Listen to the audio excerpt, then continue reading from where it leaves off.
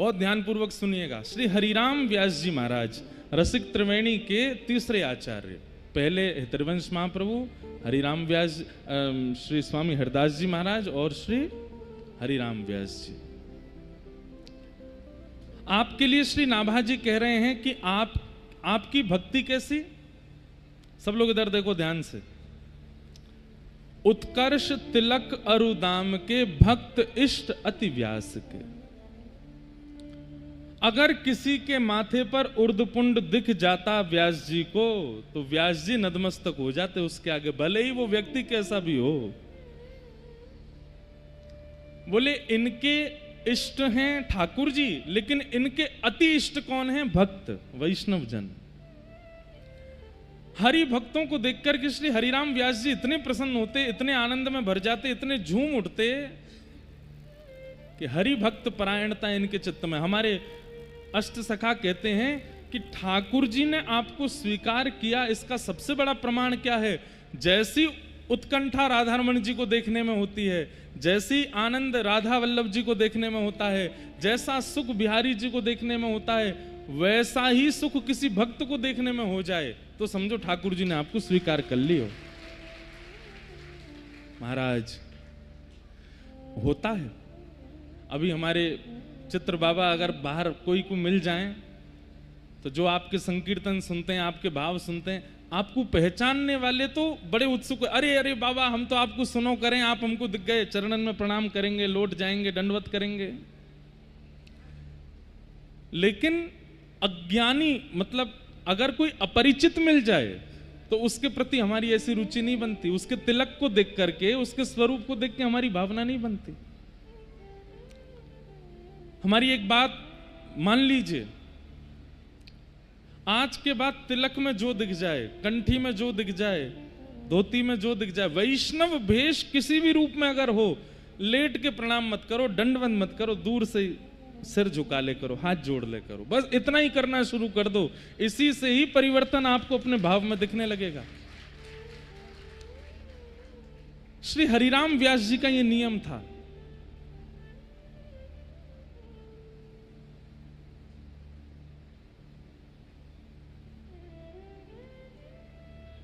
उत्कर्ष तिलक अरुदाम को भक्त इष्ट अति व्यास के। श्री हरिराम व्यास जी की तो स्थिति बाद में सुनना। इनके शिष्य थे मधुकर शाह, ओरछा के राजा।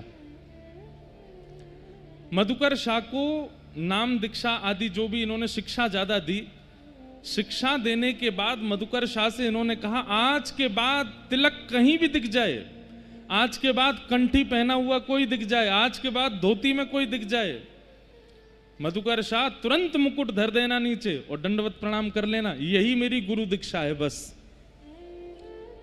मधुकर शाह राजा ने हरिराम व्यास जी की बात को मान लिया, बोले जैसी आपकी आज्ञा। तो मधुकर शाह का नियम बन गया था कि जो भी तिलक में दिखता था उसको प्रणाम करते, माला पहनाते, दक्षिणा देते, दंडवत करते। एक बार मनचले लोगों ने गधा को तिलक लगा दिया और गधे कोई कंठी पहना दी और मधुकर शाह के राज्य में छोड़ दिया। अब सब लोग कहें भाई तिलक वालों को प्रणाम करने की आज्ञा हमारे राजा ने दी और राजा को उनके गुरुजी हरिराम व्यास जी ने दिए, पर आज तो तिलक में एक गधा घूम रहा है, क्या करें?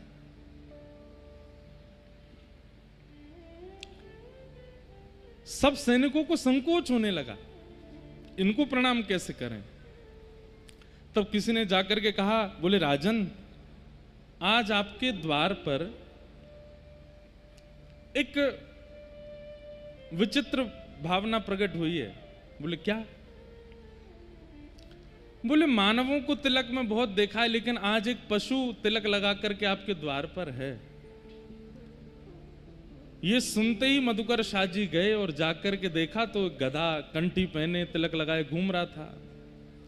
आपने तुरंत उसके चरणों में प्रणाम किया, माला पहनाई, उसकी बलैया लेने लगे, आरती करने लगे गधा की। सैनिकों ने कहा, बोले भगवान ये गधा है। मधुकर शाह जी बोले भैया गधा नहीं है। तो बोले आज तक 2 पैर वाले वैष्णव देखे, आज 4 पैर वाले वैष्णव आए हैं, इनको तो और प्रणाम करो। वैष्णव कृपा परिलक्षित भैया, क्यों आज तक वैष्णवन के 2 ही चरण छूने को अवसर मिलते, आज वैष्णवन ने कृपा करके चतुर चरण धारण किए, चारों को छुओ। हरिराम व्यास जी के शिष्य मधुकर शाह जी की ये स्थिति है। हमारी बात मत मानिए, लेकिन हरिराम व्यास जी की बात मान लीजिए कि चाहे कई बार कई पत्र आते हैं मेरे पास में, और पत्रों में कई माताएं, कई भाई लोग ब्रज में आकर के उनके साथ जो उत्पीड़ना हुई उसकी हमसे शिकायत करते हैं। महाराज जी वहाँ फलाने मंदिर में गए, वहाँ गोस्वामी जी ने हमको ऐसे डांट दिया, उन्होंने धक्का दे दिया, या ब्रजवासी कहीं मिल गए, वो हमसे पैसा मांग रहे थे, वो उन्होंने ऐसा व्यवहार किया, आदि आदि जो भी। हमारी एक बात मानिए, कुछ अपराध ऐसे हैं उन पर तो क्षमा नहीं करना चाहिए, लेकिन सामान्य अगर कोई आपको कुछ कह देता है, कोई आपके साथ थोड़ा असम्मान का व्यवहार कर देता है ब्रज में, या कहीं भी कोई तिलक धारण किया हो, या कोई वैष्णव वेश में हो, आप फिर भी उसको एक बार प्रणाम कर लो। आप फिर भी बिना दोष देखे उसको वंदन कर लीजिए।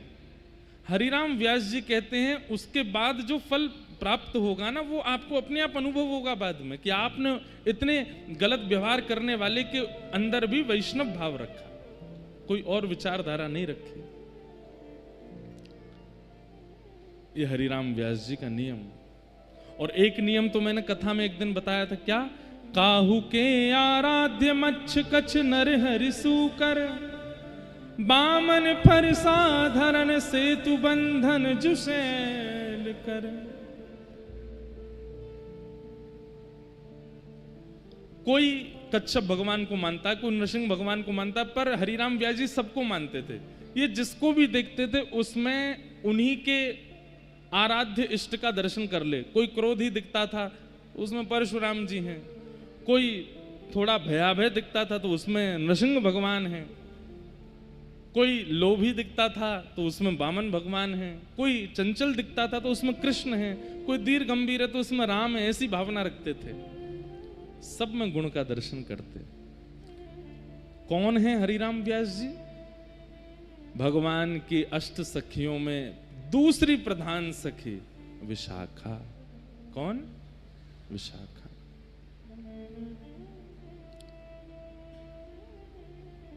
इनका एक प्रसिद्ध पद है,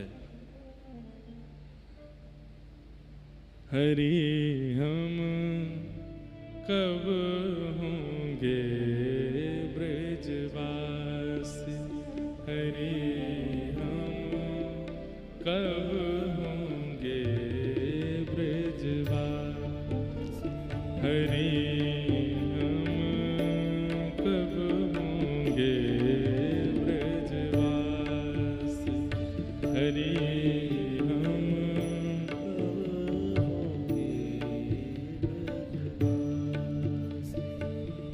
ठाकुर नंद किशोर हमारे, ठाकुर नंद किशोर हमारे,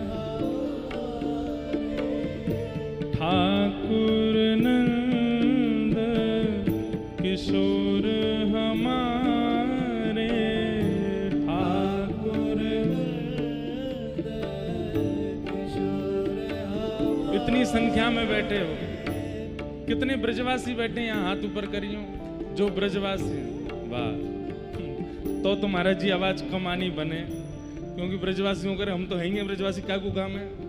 अरे तनते तो है गए, मनते होनो है ब्रजवासी, मनते ब्रजवासी बननो है, या हमारे गानों है ये।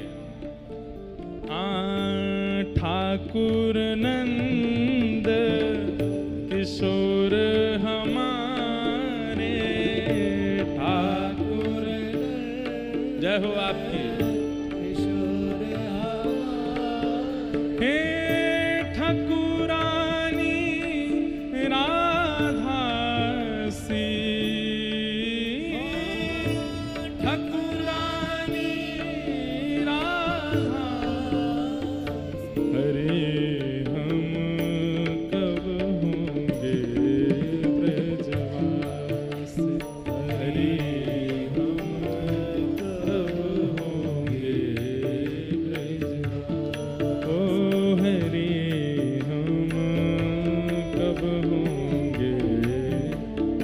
ब्रजवासी हरि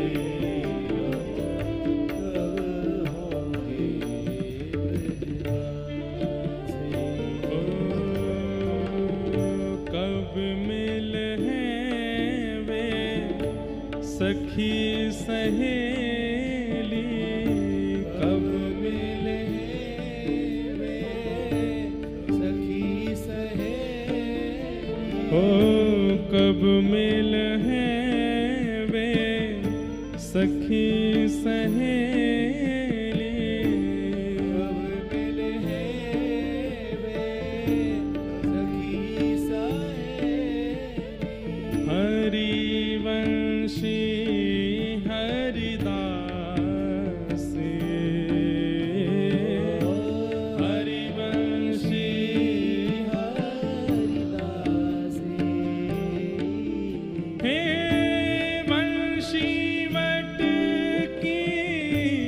शीतल छैया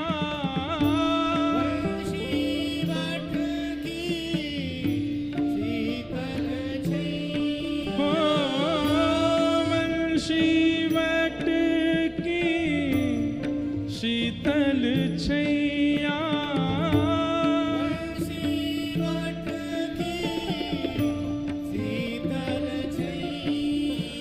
ओ सुभग नदी जमुना से हाँ सुभग नदी हरि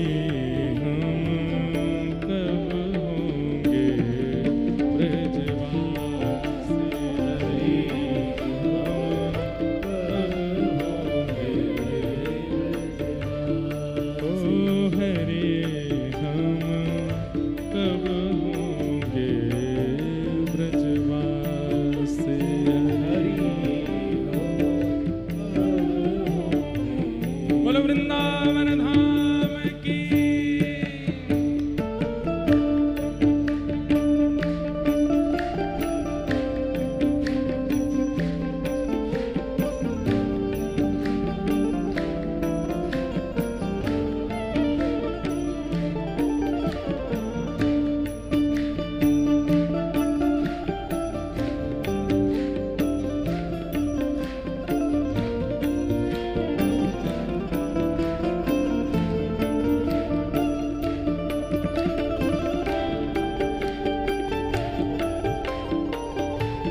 श्री जुगल बिहारी लाल की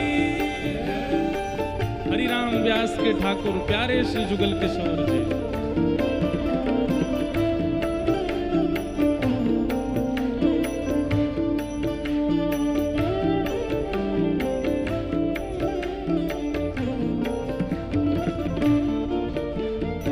कैसो है वृंदावन जाकी वैभव करत लाल सा जाकी वैभव करत लाल सा। व्यास जी क्या कह रहे हैं पता है? हमारे पास जो वैभव है उसको हम अपने उपभोग में जब खर्च करते हैं तो हमारे धन संपत्ति वैभव को बड़ा कष्ट होता है, लेकिन जब उसी वैभव को हम वृंदावन सेवा में लगाते हैं तो वो वैभव हमारी बलैया लेता है। बोलो भैया धन्य है मैं तेरी जेब में आयो जो तेने मुझको वृंदावन में खर्च कियो, तेरी कृपा से मुझको वृंदावन मिलो। जाकी वैभव करत लाल सा जाकी वैभव करत लाल सा करमीत कमला से हाँ करमीत कमला से हे इतनी आस व्यास की पुजवऊं इतनी आस व्यास की पुजवत इतनी आस व्यास की पुजवऊं इतनी आस व्यास की श्री वृंदा विपिन विलासी, हाँ वृंदा विपिन विलासी, ओ वृंदा विपिन विलासी, हाँ वृंदा विपिन विलासी। हरि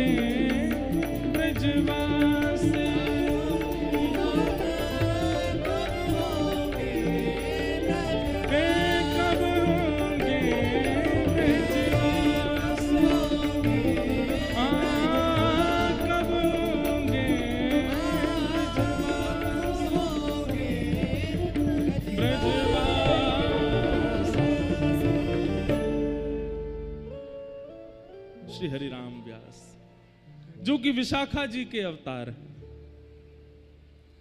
विशाखा जी अष्ट सखियों में ऐसी सखी हैं जिनसे ठाकुर जी बहुत डरते हैं।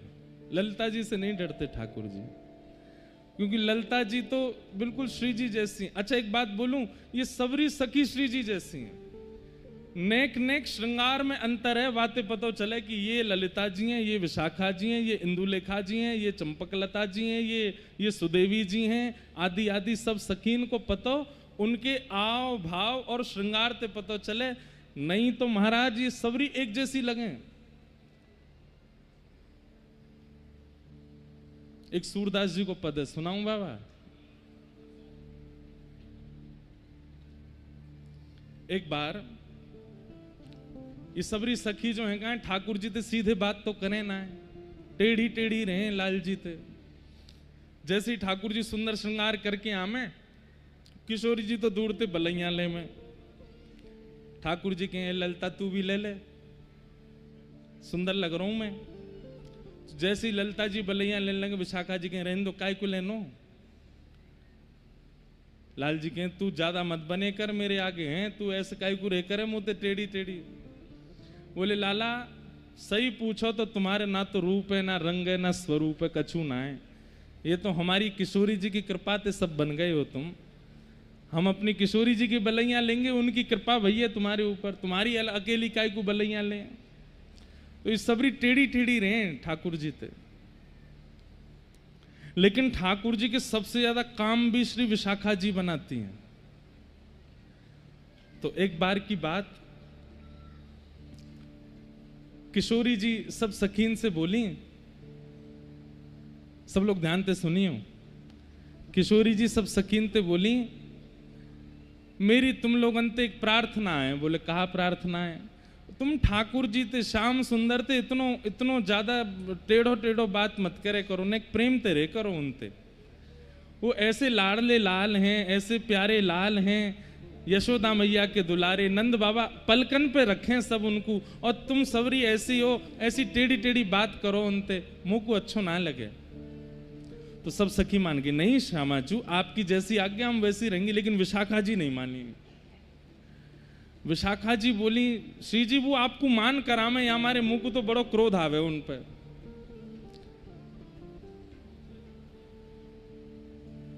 श्री जी बोली तू नहीं जाने, वो मुझसे बहुत प्रेम करें। तो विशाखा जी बोली, तो श्री जी एक काम करें। बोले कहा, बोले एक बार उनकी परीक्षा ले लें कि वो आपसे कितना प्रेम करें। तो लाडली जी बोली कर ले। बोले कहा करना पड़ेगा। बोले एक दिना जब निकुंज में श्याम सुंदर आएंगे, हम सबरी एक ही श्रृंगार में होंगी, एक सी चुनरी, एक से दुपट्टा, एक सौ श्रृंगार, एक सी बिंदी, एक सी नतबेसर, एक सी कुंडल, एक सी पत्रावली, कछु भी इधर उधर नहीं होगा, एक जैसा सब कछु। और फिर श्याम सुंदर तो कहेंगे बताओ इनमें तो किशोरी जी कौन सी। किशोरी जी बोली वो पहचान जाएंगे। बोले मैं यही तो देख रहा हूं पहचानेंगे कि नहीं, करके देखो। इतना सुंदर पद है श्री सूरदास जी को। अब महाराज सबन ने श्रृंगार कियो, विशाखा जी सबको श्रृंगार लेके आई हैं। नीले नीले वस्त्र पहने हैं सबन ने, गुलाबी घेरा पहने हैं, एक जैसी बिंदी, एक जैसे कुंडल, एक जैसी नतबेसर, एक जैसो काजल, सब कुछ एक जैसो। और वास्तव में ये स्थिति है गई, जैसे ही श्रृंगार करके आठों सखी और किशोरी जी जैसे ही निकुंज में आई, तो आपस में सखी नहीं पहचान पा रही है, इनमें तो ललिता कौन सी है, इनमें तो विशाखा कौन सी, इनमें तो किशोरी जी कौन सी है, इनमें तो इंदुलेखा कौन सी है। आपस में सबरी एक दूसरे से जाके, अरे ने मुझे तो बता दो तुम कौन सी हो। अरे मैं सुदेवी हूं। अच्छा मुंह तो लगी श्री जी है। वो श्री जी कहाँ है? अरे श्री जी तुम कौन सी हो? श्री जी ने हाथ उठाया, मैं यहाँ हूं। बोले हाँ अब ठीक है, हमें ही नहीं पहचान पा रही है श्री जी कहाँ है, तो श्याम सुंदर कैसे पहचानेंगे?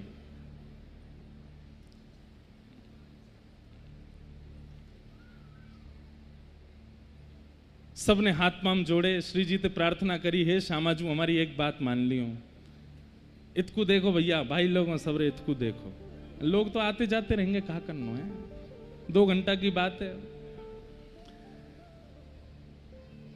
सब सखीन ने किशोरी जी के पाम परे, बोले हे श्यामाजू आपसे हमारी एक ही प्रार्थना। बोले कहा, आप इतनी भोरी हो, इतनी सीधी हो, श्याम सुंदर आपको दूसरे नामंत पुकारेंगे और आप तुरंत बोल पड़ोगी हाँ मैं यहां हूं। तो आपसे हमारी प्रार्थना बोलियो मत, सौगंध है हमारी। हे कृष्ण मनोहारिणी, एक बार अगर वो कह देंगे सो ही आप कहोगी हाँ श्याम सुंदर बोलो, चुप रही हो, बिल्कुल बोलना नहीं है एक शब्द भी। और वो कितनी भी मधुर लीला करें, ज्यादा प्रसन्न होना नहीं है, क्योंकि प्रसन्नता मुख पे आवे, नेत्रन में प्रेमाश्रु आ जाएं, वासु पता चल जाए कि किशोरी जी हैं। ठाकुर जी की लीला देख के किशोरी जी के प्रेमाश्रु छलक पड़े। आज ललिता जी, विशाखा जी सब चरण पड़ रही, बोले हाँ श्यामाजू आज ना तो हंसनो है, ना प्रेमाश्रु बहाने, ना कछु करनो है। ऐसी भोली की सुबह से पढ़ा रही हैं सबरी, ऐसो करें तो तुम ऐसे रही हो, ऐसो करें तो तुम ऐसे, बल्कि विशाखा तो यूं करी मेरी जैसी है जाओ। बोले कहा टेढ़ी टेढ़ी रही हो आज उनते, उनको यूं लगा कि यही विशाखा है। किशोरी जी बोले मुंह पे तो जो होएगा ना। अच्छा तुम कछु नहीं, तुम पीछे खड़ी रही हो, कछु मत करी हो, बस आन दो। आज संध्या भई, शाम हेते ठाकुर जी आए। आहा, जैसे ही निकुंज में प्रवेश कियो, प्रवेश करते ही ठाकुर जी बोले हे वृषभानु नंदिनी, हे कृष्ण मनोहारिणी, हे श्यामाजू, हे प्यारीजू, आप कहाँ हो? मैं निकुंज में आए गयो। एक संग 10 दिशांते आवाज आई, हे प्रियतम मैं आ रही हूं। ठाकुर जी बोले यहां तो आवाज आई, यहां तो आवाज आई, यहां तो ये भयो का। और एक संग सबरे निकुंजन में ते एक साथ श्री जी प्रकट है गई। ठाकुर जी कहें अरे श्री जी, इतने पीछे, हाँ श्याम सुंदर है, यहूं श्री जी, यहूं श्री जी, यहूं श्री जी, और चारों तरफ 9 श्री जी खड़ी हैं एक साथ। ठाकुर जी बोले भैया जे का बवाल है? हे श्यामाजू आप कौन सी हो? तो 9 की 9 एक संग कह रही हैं मैं ही श्यामाजू हूं। ठाकुर जी कह रहे हैं भैया ये कैसो खेल है रो है, ये कैसी नई लीला है रही है आज। आहा, सूरदास जी बहुत सुंदर वर्णन कर रहे हैं भाव को।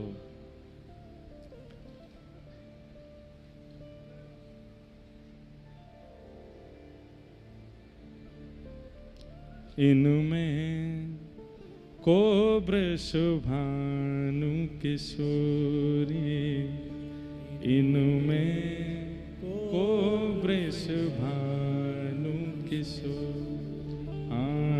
इनमें को वृषभानु किशोरी, इनमें को वृषभानु। देखो आज बाबा को स्मरण कर रहे हैं और हमारे गया प्रसाद जी महाराज ने देखो भिजवा दिए प्रसाद हमारे बाबा के यहाँ से ही देखो माला जी आई हैं, प्रसाद आए हैं। जय हो लाला के बाबा की, बाबा के लाला की, लाला बाबा दोनों की जय हो।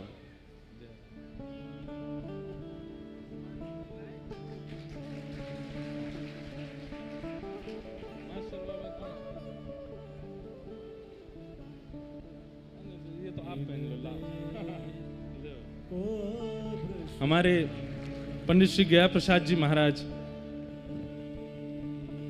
पूरी कथा सुने बाबा, पहली कथा थी पूरी कथा पंडित जी महाराज सामने बैठ के सुने। तो पंडित जी महाराज के परम सेवक रहे श्री मास्टर बाबा, और मेरो सौभाग्य रहो कि पूज्य श्री मास्टर बाबा पंडित जी की सेवा में रहते, माधवदास बाबा, मास्टर बाबा।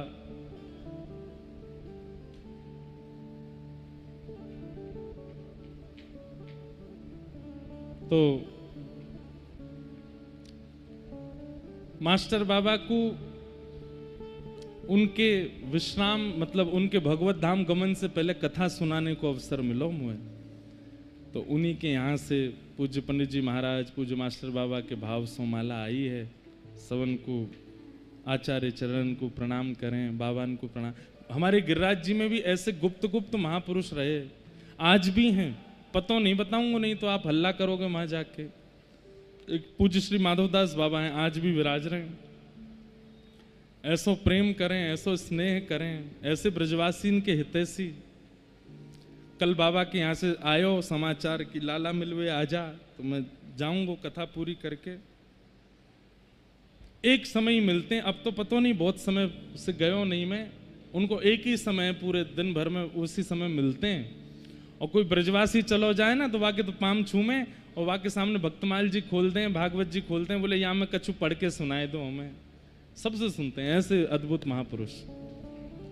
मास्टर बाबा का भी खूब संग किया। मास्टर बाबा को खूब हम बालपन में हमारे नाना जी पकड़ के ले जाते संतन के पास। स्कूल से आयो नहीं कि स्कूल ते आती हमारे नाना जी हमको लेके जाते संतन के पास और रास्ता भर पद याद कराते मुँह को। आज वो बाबा के पास जा रहे हैं, उनको ये पद सुना दियो। और ऐसे ऐसे महापुरुष जो कुटियान में रहे में, भीतर छुप के रहे में, उनके पास नाना जी ले जाते और कहते बाबा जे मेरो देव तो है, या तेने कछु सुन लियो। तो हम ऐसे तैयारी करके जाते जैसे कोई मंच पे गाना है। मैं बिल्कुल खड़े है के सामने गलो वलो बिल्कुल ठीक करके फिर गातो, संतन को सुनातो। नाना जी की बड़ी कृपा रही हम पे। नाना जी हमको यहाँ सब संतन के पास लेके गए। तो लीला में चलो भैया, ठाकुर जी बेचारे परेशान खड़े, हम कहीं और पहुंच गए। तो सब सहचरी आज किशोरी जी बनी आई। सूरदास जी कह रहे हैं इनमें को वृषभानु किशोरी, इनमें को वृषभानु किशोरी। श्याम बताए दो आपने कर सो, श्याम बताए दो आपने कर सो, बालापन की जोड़ी। हाँ बालापन की। इतने में ही वो सहचरीन में से एक कह रही है आज श्याम सुंदर आपके प्रेम की परीक्षा है। बोले कहा, तुम बहुत कहो कि भैया तुम्हारी बचपन की जोड़ी है किशोरी जी के संग। ठाकुर जी बोले बचपन की नहीं, जन्म जन्मन की। बोले हाँ हाँ जन्म जन्मन की जोड़ी है। तो हम में तो किशोरी जी कौन सी है बताओ, तुम उंगली धर के बता दो कि हम में तो किशोरी जी कौन सी। श्याम बताए दो अपने कर बालापन की जोड़ी, हाँ बालापन की, इनमें को वृषभानु किशोरी, इनमें को वृषभानु। अब तो ठाकुर जी ऐसी विडंबना में फंस गए, कहाँ जाऊं। सब अच्छा ठाकुर जी जाने तो हैं किशोरी जी कौन सी हैं, पर अब सखीन ने इतनी योजना बनाई है, व्यवस्था करी है, तो उन्हें किया में सुख तो होए। अब किशोरी सब सखी चाह रही हैं कि ठाकुर जी ने ढूंढे पतो करें बता में, तो ठाकुर जी भी ढूंढ रहे हैं। एक एक सखी के पास जाके, श्री जी देखो वंशी आज ते आपकी है जाएगी, तुम ही हो ना। मैं तो विशाखा हूं। ठाकुर जी कहें विशाखा? बोले हाँ। तो बताइए कौन सी वारी गाड़ी दे, तो मैं समझूंगा तो विशाखा दो, बोल दे ये गाड़ी दूं। बोले हम भाई जे तो विशाखा ये जे गाड़ी विशाखा ही दे मोह। फिर दूसरे के पास जाए तो तुम्हारे पाम परूं भैया, तुम्हारे हाथ जोड़ूं, आज के बाद कभी ऐसा कोई काम नहीं करूंगा जैसे आपको मान होए। आप बताए तो आप ही किशोरी जी हो ना? ना मैं तो ललिता हूं। ये विशाखा है कि ये ललिता, तुम दोनों बाहर रह जाओ। अब बची ये, अब इनमें ढूंढूंगा, 7 बच्ची हैं। तुम हो ना किशोरी जी? इतने में ही जो बाहर निकाल दी उनमें तो बोले मैं हूं किशोरी। ठाकुर जी कहे मैं कहाँ जाऊं आज, मेरे तो भैया सही में इन लोगों ने बड़ो बवाल किया आज। आहा, इतने में ठाकुर जी बहुत देर तक तो ढूंढते रहे, ढूंढते ढूंढते जब सखीन को बड़ा आनंद आने लगा, बोले देखो किशोरी जी ये नहीं पहचान पा रहे आपको, हे श्यामाजू ये नहीं पहचान पा रहे आपको। जब बहुत देर रह गई, खूब देर आनंद है गया, ठाकुर जी बोले अब नेक अपनी चतुराई करनी पड़ेगी मुंह को। ठाकुर जी बोले सुनो। बोले हाँ। मुंह को किशोरी जी मिल गई। बोले कौन सी हैं? बोले ऐसे नहीं बताऊंगा, सबरी सामने आओ मेरे। सबरी सखी सामने खड़ी है गई। ठाकुर जी सिंहासन पर बैठ गए। बोले बताऊं कौन सी हैं? बोले बताओ। बोले वह थाड़ी, हाँ वह थाड़ी युवतिन में श्यामा, वह ठाड़ी युवतिन में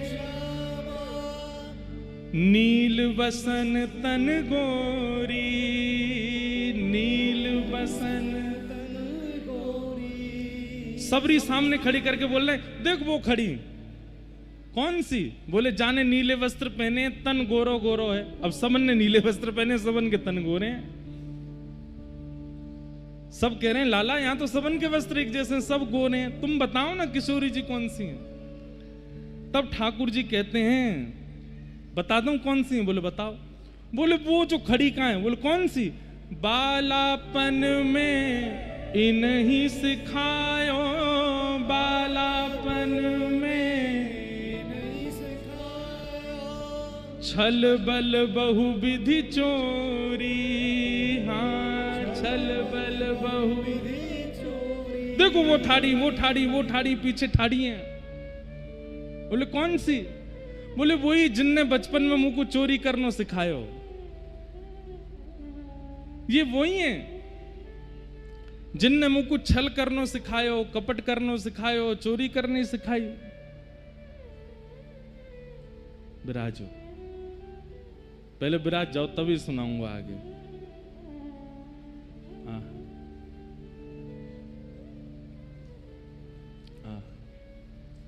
यही राग रखी हूं। क्या कह रहे हैं ठाकुर जी? वह थाड़ी युवतिन में श्यामा, वह ठाड़ी युवतिन में श्यामा, नील बसन तन गोरी, नील बसन तन गोरी। सब सहचरी बोली लाला यहां तो सब नीले वस्त्रन में हैं और सब गोरे गोरे हैं, श्यामा जी कौन सी हैं जे बताओ। अरे वो जो खड़ी कहाँ है बीच में, तुम लोगन के बीच में खड़ी कहाँ है? बोले कौन सी? बोले जिनमो बालापन में इन्हीं सिखायो, बालापन में बहुविधि माखन चोरी, हाँ बहुविधि माखन चोरी। अरे इन्हीं मोकू बचपन में छल करनो, बल करनो और माखन चुरानो और या तरीका की सब योजना बनानो, इन्हीं तो मुझको सिखायो। अब जैसे ही ठाकुर जी ने कही कि इन्हीं मुझको छल बल माखन चोरी बहुविधि चोरी सिखाई, इतने में ही किशोरी जी बोल पड़ी, मैंने कब सिखाया तुमको? अब जैसे ही किशोरी जी बोली मैंने कब सिखाया, ठाकुर जी बोले ये रही श्यामा जी। विशाखा ललता सब सिर पीटे, बोल काय को बोली आप? अरे मैंने सिखाया ही ना, जब इनको तो झूठ बोल रहे हैं, मैंने इनको छल सिखायो, मैंने इनको चोरी सिखाई, झूठ बोलो तुम। अरे मेरी प्यारी भोरी भारी श्यामा जी, आजा आजा, और ले करके यूं गले में ले गो भैया, ये रही श्यामा जी। सब सखी बोली हे श्यामा जी आप अद्भुत हो, आज आपसे कही हमने कि बोलना नहीं है। किशोर जी बोले हाय राम, मैं तो भूल ही गई, वो तो याद ही ना रही। ठाकुर जी आज बड़े प्रसन्न हैं। चल रही ललता इतकुआ, ए विशाखा चल पाम दबा मेरे, देख मैंने ढूंढ ली किशोरी जी, पता कर ली कौन सी श्यामाजू। विशाखा जी बोली लाला तुम ये छल बल कर, वो इन्हीं तो सिखाया मुझको। को वृषभानु किशोरी इन में, को वृषभानु किशोरी, इनके गुण की ग्रथित माल में, इनके गुण की ग्रथित माल में। ठाकुर जी किशोरी जी की प्रसादी माला पहनते हैं, पता है क्यों? हमारे निकुंज में नियम है कि पहले ये आप सब भी करे करो घर पे, अगर युगल सरकार हैं तो पहले माला किशोरी जी को धराओ और किशोरी जी की प्रसादी माला ठाकुर जी को धराओ। क्यों? ठाकुर जी कह रहे हैं क्योंकि जैसे ही माला किशोरी जी धारण करके मुँह पहना, मैं माला ना पहनूं, ये पुष्पन की माला नहीं, किशोरी जी के भोलेपन के जो गुण है ना इनके अंदर, वाकी माला पहनूं मैं। ये इतनी सीधी हैं, इतनी भोरी हैं, इतनी सरल हैं, इतनी सहज हैं, वाकी माला धारण करूं मैं। इनके गुण की ग्रथित माल में, इनके गुण की ग्रथित माल में, आजहु उरते न छोरी, आजहु उरते न छोरी, को वृषभानु किशोरी में, को वृषभानु। सूरदास प्रभु तिहारे मिलन को, सूरदास प्रभु तिहारे मिलन को, सूरदास प्रभु तिहारे मिलन को, सूरदास प्रभु तिहारे मिलन को। जैसे पाट की डोरी, जैसे पाट की डोरी, को वृषभानु किशोरी में, को वृषभानु किशोरी। लेकिन किशोरी जी को सुख है, भले ही उस योजना में किशोरी जी सब सखियों के साथ हैं, पर ठाकुर जी ने उनको ढूंढ लिया, इससे सबसे ज्यादा प्रसन्न किशोरी जी, सबसे ज्यादा उनको प्रसन्नता है। और आज सब ललिता विशाखा सबसे कह रही हैं, देखिए तुम वैसे पीछे पड़ी रहो इनके, देखिए पहचान गए ना मुझको। बोले रहने दो, वो तो ना पहचानने, ये तो आप ही हो भोरी भारी, नेक में बोल, आप तो मना करी हमने।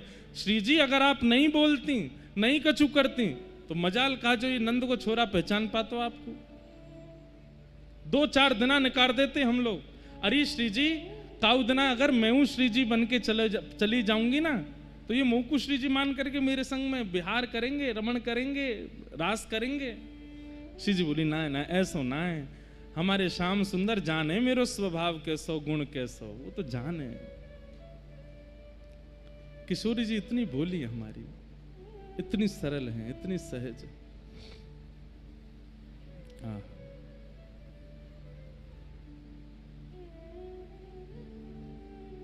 हमारे नंददास जी कहते हैं, परमानंद दास जी,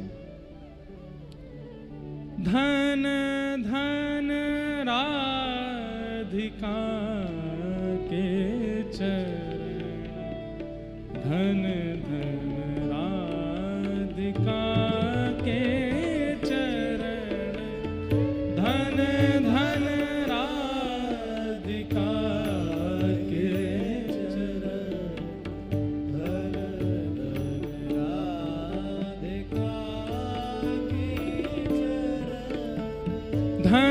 धन राधिका के चरण, धन धन राधिका के चरण, धन धन राधिका के चरण,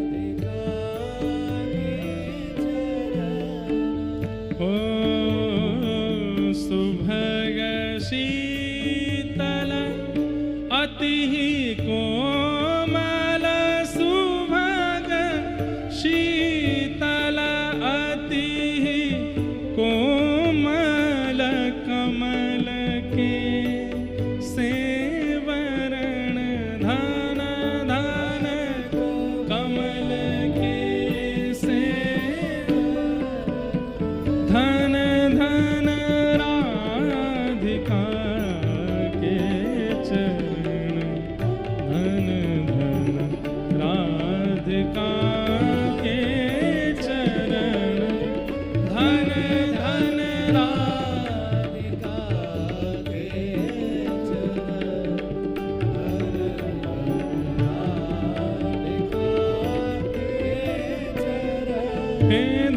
धन राधिका के चरण, धन धन राधिका के चरण, धन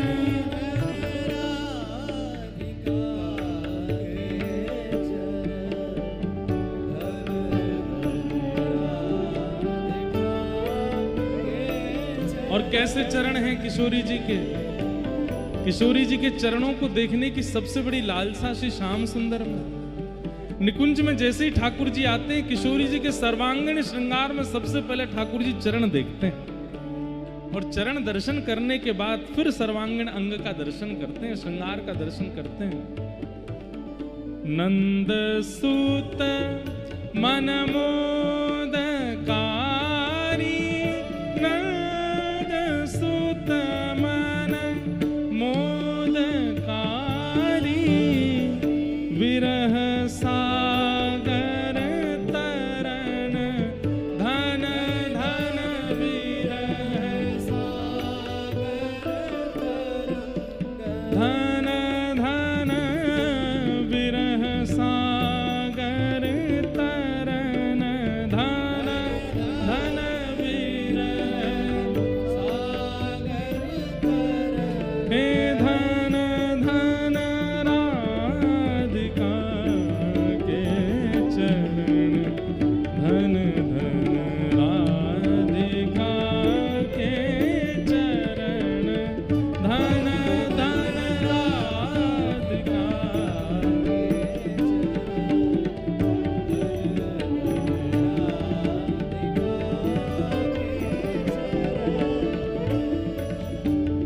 दास परमानंद, छिन छिन दास परमानंद, छिन छिन श्याम जिनके शरण, धन धन श्याम जिनकी शरण, धन धन श्याम जिन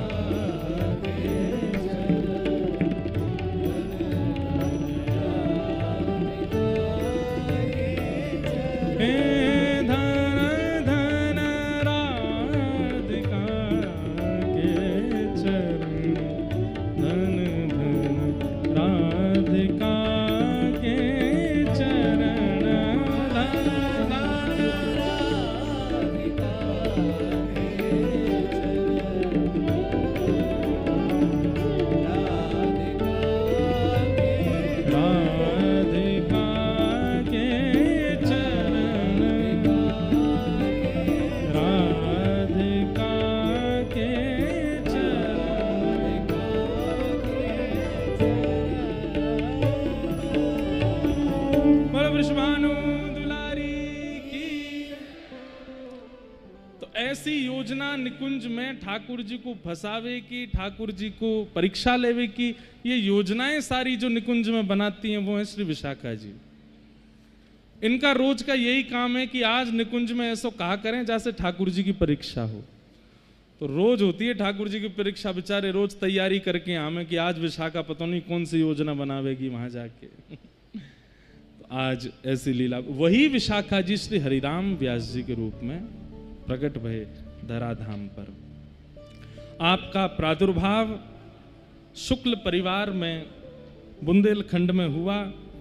आपके पूज्य पिताजी महाराज श्री सुमुखन जी शुक्ल, उनके यहाँ आपका जन्म हुआ। बाल्यकाल में ही आपको सरस्वती सिद्ध हो गई और सरस्वती मंत्र की ऐसी उपासना की कि सरस्वती जी ने स्वयं प्रकट होकर के आपको सिद्धि प्रदान कर दी। ये जिस ग्रंथ को एक बार देख लेते थे तो वो कंठस्थ हो जाता था। साक्षात वाणी पर सरस्वती जी विराजमान हो गई। अच्छा, एक बात तो सिद्ध हो गई आचार्यों के चरित्र से कि अगर कई बार वृंदावन से बाहर भी जन्म होता है तो इसका मतलब यह नहीं है कि ब्रज की कृपा नहीं है। कई आचार्य चरण वृंदावन से बाहर जन्मे, लेकिन वृंदावन की उपासना जब वृंदावन आए तो ऐसी प्रबल रूप से उनके चित्त में विराजमान हुई कि उन्होंने ब्रजवासियों में ब्रज में जन्म लेने से वाले से पहले भगवत प्राप्ति कर ली। इसलिए बाहर जन्म लेने वाले इतना ज्यादा अपने आप को कोसा ना करें कि हम बाहर क्यों जन्मे। और कई बार ब्रज में जन्म लेने वाले बेचारे बाहर वाले इनको इतना ज्यादा उत्पीड़न ना दिया करें, तुम तो बाहर जन्मे हो, तुम तो बाहर के हो, हमें ब्रजवासी नहीं। तन ब्रज में रहे वो ब्रजवासी नहीं, जाके मन में ब्रज रहे वो ब्रजवासी। जाके मन में ब्रज वृंदावन रहे, जाके चित्त में सदा प्रियालाल रमण करें वो ब्रजवासी। तन तो बहुत तन को रह रहे हो ब्रज में। एक बात कहूं, बुरा मत मानियो, तनते तो कंस भी रहते हो ब्रज में।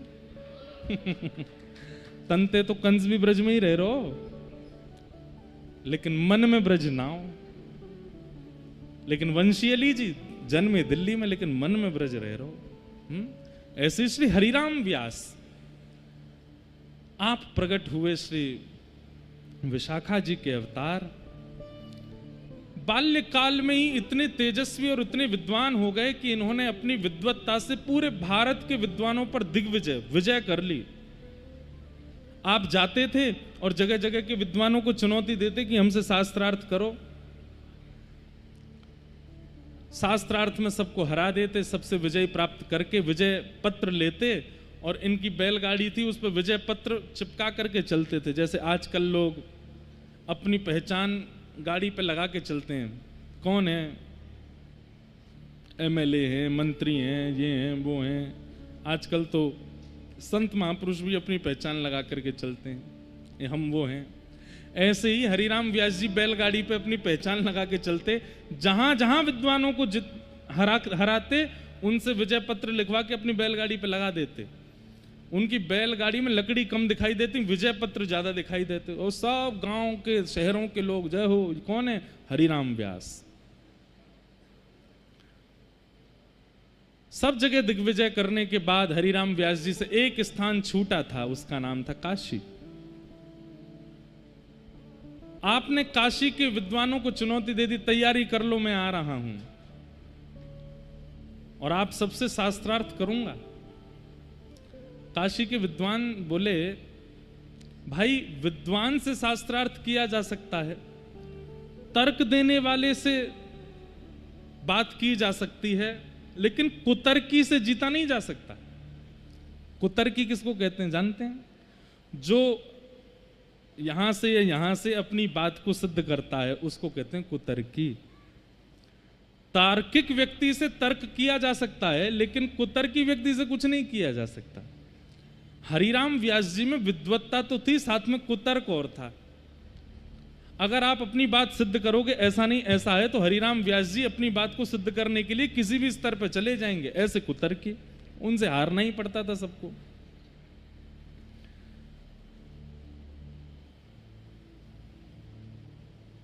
तो हरिराम व्यास जी ने जब काशी के विद्वानों को चुनौती दी तो काशी के विद्वान दौड़े दौड़े गए विश्वनाथ भगवान के पास।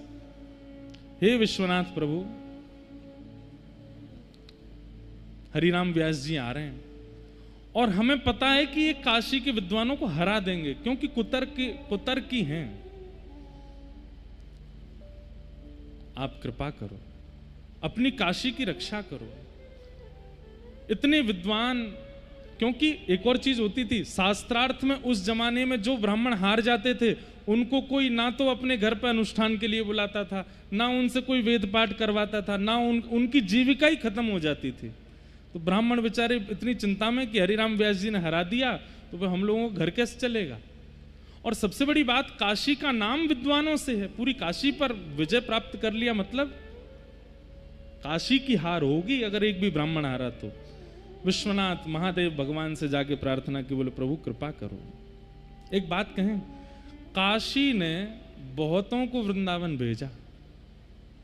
अभी इस साल हमारी जनवरी में काशी में ही कथा थी, कितनों को काशी ने वृंदावन भेजा। तो अगर किसी को ब्रजवास की प्रबल इच्छा और बहुत समय से प्रयास कर रहे हैं लेकिन ब्रजवास नहीं मिल, एक बार काशी हुआ हो, विश्वनाथ प्रभु से प्रार्थना कर रहा हो, वही तो हैं गोपेश्वर। एक बार निवेदन कर आओ, हे नाथ ब्रज में कछु बना दो हमारो।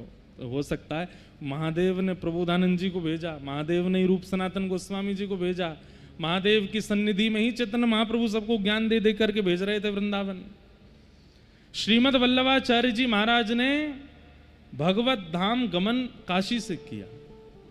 गोस्वामी तुलसीदास जी महाराज को भगवत इच्छा और मानस जी का सारा भाव काशी में प्रकट हुआ। काशी सामान्य स्थिति नहीं है। हरिराम व्यास जी काशी पहुंचे, जाकर के चुनौती दे दी, आइए विद्वान सब हमसे शास्त्रार्थ करो। और विद्वान तो कोई गए नहीं, लेकिन विद्वानों ने सबने प्रार्थना की थी।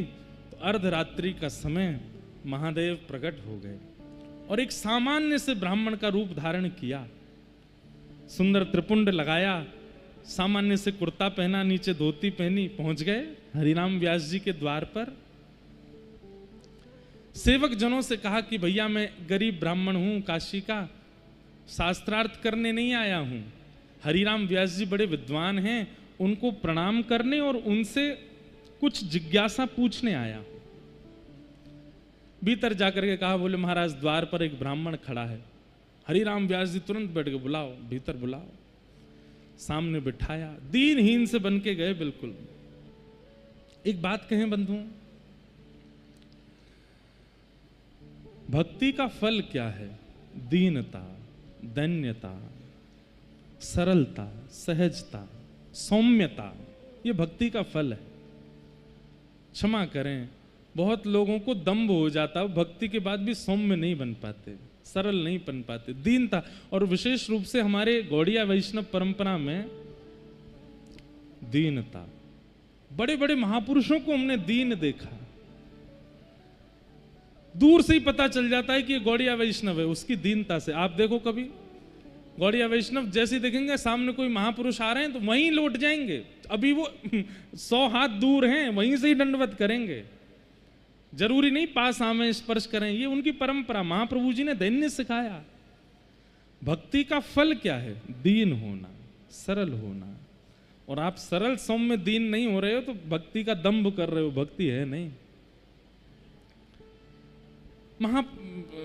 महादेव बड़े दीन बनकर के आए। हरिराम व्यास जी बोले बताइए। 5 बैलगाड़ी और चलती थी उनके साथ में, उन 5 बैलगाड़ियों में केवल ग्रंथ होते थे।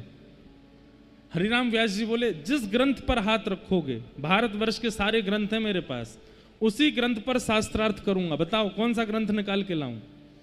महादेव बोले उनको वहीं रहने दो, मेरी एक जिज्ञासा है, उस जिज्ञासा का समाधान कर दो।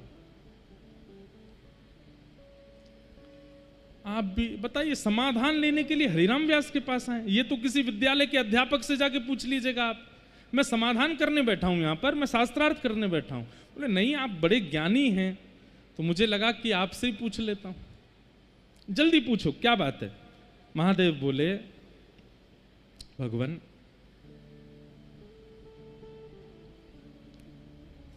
विद्या का फल क्या है? आपने उत्तर दिया विवेक। विवेक मतलब सही और गलत की पहचान, इसे विवेक कहते हैं। बोले विद्या का फल क्या है? बोले विवेक की प्राप्ति। और विवेक का मतलब क्या होता है? बोले सही और गलत की पहचान। महादेव बोले क्या आपको विवेक हो गया? हरिराम व्यास जी बोले मतलब? बोले मतलब आप विद्वान क्यों बने थे? आपने इतने शास्त्रों को कंठस्थ क्यों किया था? उसके पीछे उद्देश्य क्या था? हरिराम व्यास जी कुछ नहीं बोले। बोले उद्देश्य था। महादेव बोले मैं बताऊं? ब्राह्मणों को हराना, उनके हृदय को पीड़ा पहुंचाना, उनके घर बार से सारी रोटी कपड़े को बंद करवा देना, उनकी दक्षिणाओं की आमदनी बंद करवा देना। आप इसलिए विद्वान बने हैं। दक्षिण से लेकर के उत्तर तक कितने ब्राह्मणों के घर उजाड़ दिया आपने अपनी विद्वत्ता से। आप जाते हैं और जाकर के उस ब्राह्मण को शास्त्रार्थ में हरा, और इतना ही नहीं, उसे हरा करके उसी से आप पत्र लिखवाते हैं कि मैं हरिराम व्यास जी से हार गया, और बेचारे की रोटी पानी बंद हो जाती है पूरी दुनिया में। यही आपका विवेक है। और क्षमा कीजिए, अगर भगवान ना करे आपकी 100 वर्ष की उम्र अगर हो गई तो पूरे भारत में तो किसी विद्वान को आप छोड़ोगे ही नहीं, सबके घर की आजीविका बंद करा दोगे। क्या यही आपका विवेक है? सुन करके हरिराम व्यास जी घबरा गए और तुरंत हाथ पकड़ करके बोले मैं बहुत ब्राह्मणों से मिला हूं, इतनी शीलता से, इतनी दैन्यता से अपनी बात को रख रहे हो, आप कोई दैव पुरुष हो। रूप बदल करके मेरे सामने आए हो, प्रत्यक्ष प्रकट हुई, आप कौन हो? इतने में ही ध्याये नित्यम महेशम रजत गिरिनिभं चारु चंद्रावतंसम रत्नाकल्पोज्ज्वलांगम पयश मृगवराभीति हस्तं प्रसन्नम पद्मासीनं समन्ताः स्तुतममरगणे व्याधिकृत्यं वसानं विश्वाद्यं विश्ववन्द्यं अखिलभयहरं पंचवक्रं त्रिनेत्रं। बोलो देवादिदेव महादेव शंकर भगवान की। प्रकट हो गए विश्वनाथ प्रभु सामने। अच्छा एक बात देखी बाबा, शंकर जी को संबंध तीनों रसिकंते हैं, हितरवंश महाप्रभु से भी, स्वामी श्री हरदास जी से भी, और हरिराम व्यास जी से भी। तीनों आचार्यों के पास महादेव आए। अभी अमृतसर में जो कथा थी उसमें बाबा ने कही भी ना कि महादेव की कृपा से ही ब्रज के रसिक बने हैं। महादेव प्रकट हो गए।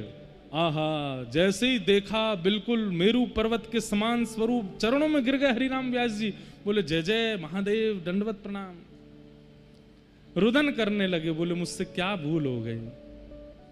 तो महादेव ने सिर पे हाथ रखा और हरिराम व्यास ने ही कहा, क्या कहा? विशाखा, अरे प्यारी विशाखा। जैसे ही विशाखा शब्द सुना, नेत्र बंद हो गए हरिराम व्यास जी के। सहजी नेत्रों से अश्रुपात होने लगा। प्रिया प्रियतम की ओझल सी झांकी दिखाई देने लगी। तुरंत बोले महादेव, ये नाम सुनकर के मुझे इतनी प्रसन्नता क्यों हो रही है? महादेव बोले क्योंकि तुम विशाखा हो, आप अपने रूप को भूल रही हो विशाखा। आपका काम विश्व भर में घूम करके लोगों को हराना नहीं है, आपका काम तो वृंदावन का यश गाना है। आप विशाखा हो, वृंदावन महिमा गाने के लिए आई हो धराधाम पर। अब देरी मत करो, वृंदावन प्रस्थान करो। हरिराम व्यास जी व्याकुल हो गए। उसी समय निकल पड़े काशी से और वृंदावन नहीं गए सीधे। बहुत ध्यान से सुनना, वृंदावन नहीं गए, ओरछा गए। और ओरछा में जाकर के बेतवा नदी के तट पर बैठ करके प्रतीक्षा कर रहे हैं कि एक बुलावा आ गया, एक और आ जाए। एक बुलावा और यदि मुझे व्रज का आ गया तो मैं समझ जाऊंगा कि मुझे व्रज जाना चाहिए। और मानो जैसे वो हरिराम व्यास जी स्वयं को दंड दे रहे हैं कि मैंने इतने वर्ष तक वृंदावन से वंचित रहा। अपने आप को दंडित कर रहे हैं, सीधे वृंदावन नहीं गए, ओरछा गए।